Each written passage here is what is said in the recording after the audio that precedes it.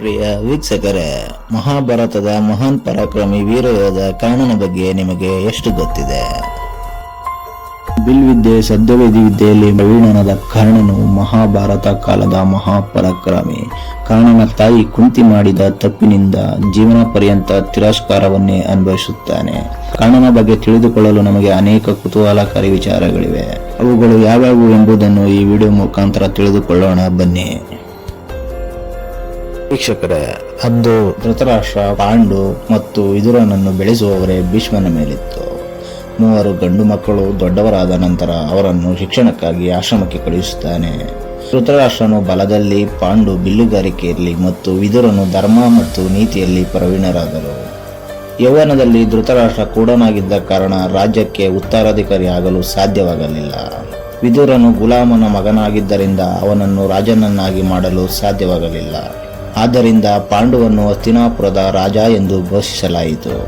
ಗಾಂಧಾರದ ರಾಜಕುಮಾರಿ ಗಾಂಧಾರಿಯನ್ನು ಧೃತರಾಷ್ಟ್ರನು ವಿವಾಹವಾಗುತ್ತಾನೆ. ಪಾಂಡು ಕುಂತಿ ಎಂಬಾಕೆಯನ್ನು ವಿವಾಹವಾಗುತ್ತಾನೆ. ಈ ಕುಂತಿಯ ಮಗನೇ ಕರ್ಣ. ವೀಕ್ಷಕರೇ, ಯದುವಂಶಿ ರಾಜ ಸೂರಸೇನನ ಪ್ರೀತಿಯ ಮಗಳೇ ಈ ಕುಂತಿ. ಅವಳ ತಂದೆ ಅವಳನ್ನು ಮನೆಗೆ ಬಂದ ಮಹಾತ್ಮರ ಸೇವೆಗೆಂದು ಮೀಸಲಿಟ್ಟಿದ್ದನು. ಕುಂತಿಯು ತನ್ನ ತಂದೆಯ ಅತಿಥಿ ಗೃಹಕ್ಕೆ ಬರುತ್ತಿದ್ದ ಋಷಿಮುನಿಗಳಿಗೆ, ಸಂತರಿಗೆ, ಮಹಾತ್ಮರಿಗೆ ಎಲ್ಲರಿಗೂ ಸೇವೆಯನ್ನು ಸಲ್ಲಿಸುತ್ತಿದ್ದಳು. ಒಮ್ಮೆ ಸೂರಸೇನನ ಆಶ್ರಮಕ್ಕೆ ದುರ್ವಾಸ ಮುನಿಗಳು ಬರುತ್ತಾರೆ. ಕುಂತಿಯು ಮನಪೂರ್ವಕವಾಗಿ ದುರ್ವಾಸ ಮುನಿಗಳ ಸೇವೆ ಮಾಡಿದಳು. ಕುಂತಿಯ ಸೇವೆಯಿಂದ ಸಂತುಷ್ಟನಾದ ದುರ್ವಾಸ ಋಷಿ, ಮಗಳೇ, ನಿನ್ನ ಸೇವೆಯಿಂದ ನನಗೆ ತುಂಬಾ ಸಂತೋಷವಾಗಿದೆ. ಆದ್ದರಿಂದ ನಾನು ನಿನಗೆ ಒಂದು ಮಂತ್ರವನ್ನು ಉಡುಗೊರೆಯಾಗಿ ನೀಡುತ್ತೇನೆ. ಇದನ್ನು ಪಠಿಸುತ್ತಾ ನೀನು ನೆನೆಸಿಕೊಂಡ ದೇವರನ್ನು ನಿನ್ನ ಕಣ್ಣ ಮುಂದೆ ಕರೆಸಿಕೊಳ್ಳಬಹುದು ಮತ್ತು ಅವರಿಂದ ನಿನ್ನ ಇಷ್ಟಾರ್ಥಗಳನ್ನು ಈಡೇರಿಸಿಕೊಳ್ಳಬಹುದೆಂದು ದುರ್ವಾಸ ಮುನಿ ಕುಂತಿಗೆ ಮಂತ್ರವನ್ನು ಹೇಳಿಕೊಟ್ಟರು. ಒಂದು ದಿನ ಆ ಮಂತ್ರದ ಸತ್ಯಾಸತ್ಯತೆಯನ್ನು ಪರೀಕ್ಷಿಸಲು ಕುಂತಿ ಒಂಟಿ ಸ್ಥಳದಲ್ಲಿ ಕುಳಿತಳು. ಆ ಮಂತ್ರವನ್ನು ಜಪಿಸುತ್ತಾ ಸೂರ್ಯದೇವನನ್ನು ಸ್ಮರಿಸಿದಳು. ಅದೇ ಕ್ಷಣದಲ್ಲಿ ಸೂರ್ಯದೇವ ಅಲ್ಲಿ ಪ್ರತ್ಯಕ್ಷನಾಗಿ, ದೇವಿ, ನೀವು ನನ್ನಿಂದ ಏನು ಬಯಸುತ್ತೀರಿ? ಅದನ್ನು ಖಂಡಿತ ನಾನು ಈಡೇರಿಸುತ್ತೇನೆಂದು ಹೇಳುತ್ತಾನೆ. ಅದಕ್ಕೆ ಕುಂತಿಯು, ದೇವರೇ, ನಿಮ್ಮಿಂದ ನನಗೆ ಯಾವುದೇ ರೀತಿಯ ನಿರೀಕ್ಷೆ ಇಲ್ಲ. ಆದರೆ ಈ ಮಂತ್ರದ ಸತ್ಯಾಸತ್ಯತೆಯನ್ನು ಪರೀಕ್ಷಿಸಲು ಮಾತ್ರ ನಾನು ಮಂತ್ರವನ್ನು ಜಪಿಸಿದ್ದೇನೆ. ಕುಂತಿಯ ಈ ಮಾತುಗಳನ್ನು ಕೇಳಿದ ಸೂರ್ಯದೇವನು, ಓ ಕುಂತಿ, ನನ್ನ ಭೇಟಿ ಎಂದಿಗೂ ವ್ಯರ್ಥವಾಗಲು ನಾನು ಬಿಡುವುದಿಲ್ಲ. ನಾನು ನಿನಗೆ ಅತ್ಯಂತ ಪರಾಕ್ರಮಿ ಮತ್ತು ಧನಶೀಲ ಮಗನನ್ನು ನೀಡುತ್ತೇನೆ. ಹೀಗೆ ಹೇಳುತ್ತಾ ಸೂರ್ಯದೇವನು ಮಾಯವಾದ. ಕುಂತಿಯು ನಾಚಿಕೆಯಿಂದ ಈ ವಿಷಯವನ್ನು ಯಾರಿಗೂ ಹೇಳಲಾಗದೆ ತನ್ನಲ್ಲೇ ಮುಚ್ಚಿಟ್ಟುಕೊಳ್ಳುತ್ತಾಳೆ. ಮುಂದೆ ಒಂದಿನ ಆಕೆಯ ಗರ್ಭದಿಂದ ರಕ್ಷಾ ಕವಚ ಉಂಗುರಗಳನ್ನು ಧರಿಸಿದ ಮಗು ಜನಿಸುತ್ತದೆ. ವೀಕ್ಷಕರೇ, ಕುಂತಿಯು ಸಮಾಜಕ್ಕೆ ಹೆದರಿ ಮಗುವನ್ನು ಒಂದು ಬುಟ್ಟಿಯಲ್ಲಿ ಹಾಕಿ ರಾತ್ರಿ ಗಂಗಾ ನದಿಯಲ್ಲಿ ತೇಲಿಬಿಟ್ಟಳು.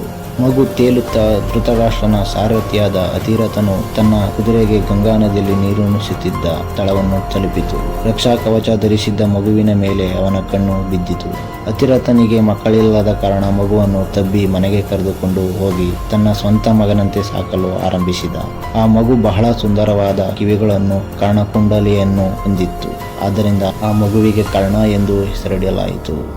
ವೀಕ್ಷಕರೇ, ಮುಂದೆ ಮಹಾರಾಜ ಧೃತರಾಷ್ಟ್ರನ ಸಾರಥಿ ಅತಿರಥ ಮತ್ತು ಅವನ ಹೆಂಡತಿ ರಾಧೆಯ ದತ್ತು ಮಗನಾಗಿ ಕರ್ಣನು ಬೆಳೆಯುತ್ತಾನೆ. ಕರ್ಣನು ತನ್ನ ತಂದೆ ಅತಿರಥನಂತೆ ರಥವನ್ನು ಓಡಿಸುವುದಕ್ಕಿಂತ ಯುದ್ಧ ಕಲೆಯಲ್ಲಿ ಹೆಚ್ಚು ಆಸಕ್ತಿ ಹೊಂದಿದ್ದನು. ಕರ್ಣ ಮತ್ತು ಅವನ ತಂದೆ ಅತಿರಥ ಆ ಸಮಯದಲ್ಲಿ ಯುದ್ಧ ಕಲೆಯ ಅತ್ಯುತ್ತಮ ಪ್ರವೀಣರಲ್ಲಿ ಒಬ್ಬರಾಗಿದ್ದ ಆಚಾರ್ಯ ದ್ರೋಣರನ್ನು ಭೇಟಿಯಾದರು. ದ್ರೋಣಾಚಾರ್ಯರು ಆ ಕಾಲದಲ್ಲಿ ಕುರು ರಾಜಕುಮಾರರಿಗೆ ಶಿಕ್ಷಣ ನೀಡುತ್ತಿದ್ದರು. ಅವರು ಕರ್ಣನಿಗೆ ಕಲಿಸಲು ನಿರಾಕರಿಸಿದರು, ಏಕೆಂದರೆ ಸಾರಥಿಯ ಮಗ ಮತ್ತು ದ್ರೋಣರು ಕ್ಷತ್ರಿಯರಿಗೆ ಮಾತ್ರ ವಿದ್ಯೆಯನ್ನು ಕಲಿಸುವುದಾಗಿ ಹೇಳಿದರು. ದ್ರೋಣಾಚಾರ್ಯರ ನಿರಾಕರಣೆಯ ನಂತರ ಕರ್ಣನು ಬ್ರಾಹ್ಮಣರಿಗೆ ಮಾತ್ರ ಕಲಿಸುತ್ತಿದ್ದ ಪರಶುರಾಮರನ್ನು ಸಂಪರ್ಕಿಸಿದನು. ತನ್ನನ್ನು ಬ್ರಾಹ್ಮಣನೆಂದು ಕರೆದುಕೊಂಡ ಕರ್ಣನು ಪರಶುರಾಮನಲ್ಲಿ ವಿದ್ಯಾಭ್ಯಾಸ ನೀಡುವಂತೆ ವಿನಂತಿಸಿದನು. ಪರಶುರಾಮನು ಕರ್ಣನ ಕೋರಿಕೆಯನ್ನು ಸ್ವೀಕರಿಸಿದನು ಮತ್ತು ಕರ್ಣನಿಗೆ ತನ್ನಂತೆ ಯುದ್ಧ ಮತ್ತು ಬಿಲ್ವಿದ್ಯೆಯಲ್ಲಿ ತರಬೇತಿ ನೀಡಿದನು. ಪ್ರಿಯ ವೀಕ್ಷಕರೇ, ಇನ್ನೇನು ಕರ್ಣನ ವಿದ್ಯಾಭ್ಯಾಸ ಕೊನೆಯ ಹಂತದಲ್ಲಿತ್ತು. ಮಧ್ಯಾಹ್ನದ ಸಮಯ. ಗುರು ಪರಶುರಾಮರು ಕರ್ಣನ ತೊಡೆಯ ಮೇಲೆ ತಲೆಯಿಟ್ಟು ವಿಶ್ರಾಂತಿ ಪಡೆಯುತ್ತಿದ್ದರು. ಸ್ವಲ್ಪ ಹೊತ್ತಿನ ನಂತರ ಎಲ್ಲಿಂದಲೋ ಬಂದ ಚೇಳು ಅವನ ಇನ್ನೊಂದು ತೊಡೆಯನ್ನು ಕಚ್ಚಿ ಗಾಯ ಮಾಡತೊಡಗಿತು. ಗುರುವಿನ ವಿಶ್ರಾಂತಿಗೆ ಭಂಗ ಬಾರದಂತೆ ಕರ್ಣನು ಚೇಳಿನಿಂದ ದೂರ ಸರಿಯದೆ ಅದರ ಹೊಡೆತವನ್ನು ಸಹಿಸಿಕೊಂಡನು. ಸ್ವಲ್ಪ ಸಮಯದ ನಂತರ ಪರಶುರಾಮರು ನಿದ್ರೆಯಿಂದ ಎದ್ದು ಕರ್ಣನ ತೊಡೆಯಿಂದ ಬಹಳಷ್ಟು ರಕ್ತ ಹರಿಯುತ್ತಿದ್ದನ್ನು ನೋಡಿದರು. ಚೇಳಿನ ಕಾಟವನ್ನು ಸಹಿಸಿಕೊಳ್ಳುವ ತಾಕತ್ತು ಕ್ಷತ್ರಿಯನಿಗೆ ಮಾತ್ರ ಇರುತ್ತದೆ, ಬ್ರಾಹ್ಮಣನಿಗಿಲ್ಲ. ನೀನು ನನ್ನ ಬಳಿ ಬ್ರಾಹ್ಮಣನೆಂದು ಸುಳ್ಳು ಹೇಳಿ ವಿದ್ಯೆಯನ್ನು ಕಲಿತುಕೊಂಡಿದ್ದೀಯ. ಈ ಕಾರಣಕ್ಕಾಗಿ ಪರಶುರಾಮರು ಅಗತ್ಯ ಸಮಯದಲ್ಲಿ ನಿನಗೆ ನಾನು ಕಲಿಸಿದ ವಿದ್ಯೆ ಮರೆತು ಹೋಗಲಿ ಎಂದು ಶಾಪವನ್ನು ನೀಡುತ್ತಾರೆ.